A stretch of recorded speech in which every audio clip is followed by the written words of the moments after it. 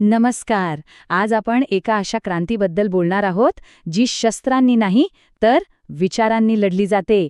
चला मग पाहूया काय आहे ही शक्तिशाली कल्पना. कधी विचार केलाय की आपले विचारच आपलं तुरुंग बनले आहेत का? हो, एक असा तुरुंग ज्याला भिंती तर नाहीत, पण बेड्या मात्र इतक्या घट्ट आहेत की त्या तोडणं जवळजवळ अशक्य वाटतं.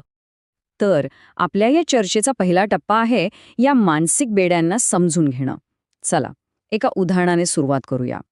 समजा रोहन नावाची एक व्यक्ती आहे आणि तो अशाच परिस्थितीत अडकलाय. कल्पना करा, हा रोहन एका जुन्या मोडकळीस आलेल्या इमारतीत आहे आणि तो काय करतोय माहितीये? तो त्या जुन्या सडलेल्या विचारांचे जड दगड उचलून काहीतरी नवीन बनवायचा प्रयत्न करतोय. पण जरा विचार करा, अशा सडलेल्या पायावर नवीन युगाची इमारत उभी राहील का? नाही ना. हा सगळा प्रयत्न म्हणजे फक्त थकवा आणि निराशाच.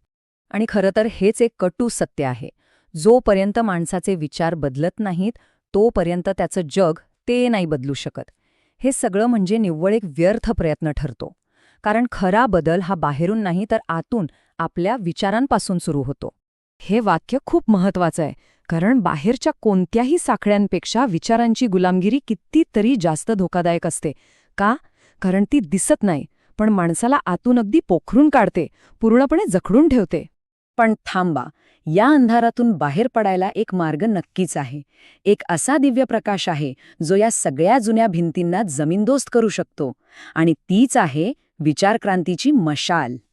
आणि ही काही आजची गोष्ट नाहीये. या क्रांतीची घोषणा इतिहासात नोंदवलेली आहे. पंडित श्रीराम शर्मा आचार्यजींनी 1957 सालीच त्यांच्या वसंत संदेशात या क्रांतीचा शंखनाद केला होता. तर मग नक्की काय आहे ही विचारक्रांती? सोप्या भाषेत सांगायचं तर ही एक कल्पना आहे की जगात खरा, टिकणारा बदल तलवारीने किंवा बंदुकीने नाही, तर चांगल्या, श्रेष्ठ विचारांनी येतो. आपले विचार शुद्ध करणं हेच ते खरं शस्त्र आहे जे माणसाला पशुत्वाकडून देवत्वाकडे घेऊन जातं. हे वाक्य बघा, यातच या क्रांतीचं सार दडलंय. जेव्हा चांगले, महान विचार समाजात स्वीकारले जातात, तेव्हा तिथे आपोआप एक शांत आणि कायमस्वरूपी बदल घडून येतो. आणि हे तर आपण नेहमीच ऐकतो नाही का, की आपले विचारच आपलं नशीब घडवतात. जसं आपण विचार करतो तसंच आपलं आयुष्य घडत जातं. म्हणजे बघा, आपल्या संपूर्ण अस्तित्वाला आकार देण्याची ताकद ती आपल्या विचारांमध्येच आहे. चला, आता आपण थेट गुरुदेवांच्या 1957च्या संदेशातले मूळ शब्द पाहूया. हा एक असा संदेश आहे जो तेव्हा जेवढा महत्वाचा होता, तेवढाच किंबहुना त्याहून जास्त आज महत्वाचा आहे. या संदेशातलं पहिलं वाक्यच आपल्याला माणसाच्या दुःखाचं मूळ कारण सांगतं. ते म्हणतात की माणसाच्या पतनाचं कारण बाहेरची परिस्थिती नाहीये, तर त्याचे स्वतःचेच निकृष्ट नकारात्मक विचार आहेत. आणि मग उपाय काय? तर तोही त्यांनीच सांगितला आहे. जर आपल्याला आपलं भविष्य उज्ज्वल हवं असेल, तर आपल्याला आपल्या विचारांची दिशा बदलावी लागेल. स्वाध्याय म्हणजे स्वतःचा अभ्यास करणे आणि सत्संग म्हणजे चांगल्या लोकांच्या संगतीत राहणे, या दोन गोष्टींमधून आपण आपल्या मेंदूला चांगल्या विचारांचं केंद्र बनवू शकतो. आणि हा बदल फक्त एका व्यक्तीपुरता मर्यादित नाही. कारण जेव्हा एखाद्या व्यक्तीचे विचार बदलतात, तेव्हा तिचं चारित्र्य बदलतं. आणि जेव्हा लोकांचं चारित्र्य बदलायला लागतं, तेव्हा अख्खं युग बदलतं. बघा, किती मोठी साखळी आहे ही. म्हणजे या सगळ्या संदेशाचं सार काय? तर अगदी सोप्पं आहे.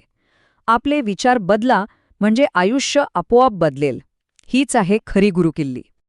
ठीक आहे, हे सगळं ऐकायला तर खूप छान वाटतंय, पण मग याला प्रत्यक्षात कसं आणायचं? विचारांमधून एक नवीन युग निर्माण कसं करायचं? चला, तेच आता आपण पाहूया.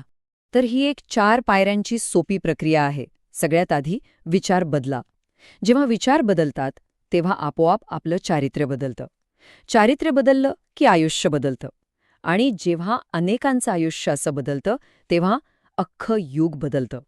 हा आतून बाहेर होणारा एक अगदी नैसर्गिक प्रवास आहे. आता आपण आपल्या चर्चेच्या शेवटच्या टप्प्यावर आलो आहोत.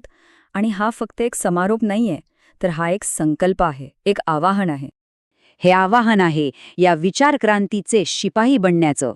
हो, हे धाडसाचं काम आहे, स्वतःला आणि या जगाला अधिक चांगलं बनवण्याचं. चला, संकल्प करूया की आपल्या मनात फक्त चांगल्या आणि क्रांतिकारी विचारांनाच जागा असेल. तर या सगळ्या चर्चेतून आपण 4 महत्वाचे मुद्दे लक्षात ठेवूया. पहिलं म्हणजे विचारक्रांती हीच सगळ्या क्रांतींची आई आहे. दुसरं, मानसिक जागरण म्हणजे लहान विचार सोडून मोठेपणा स्वीकारणे. तिसरं, आपलं उद्या कसं असेल हे आपले आजचे विचार ठरवतात. आणि चौथं, जेव्हा आपले विचार चांगले असतात तेव्हा सुख शोधायला जावं लागत नाही, ते आपोआप मिळतं. आणि आता जाता जाता एक शेवटचा पण सगळ्यात महत्वाचा प्रश्न. आज आपण आपल्या डोक्यातून कोणती एक जुनी, निरुपयोगी समजूत काढून टाकणार आहोत? विचार करा, कारण प्रत्येक क्रांतीची सुरुवात फक्त एका विचारानेच होते.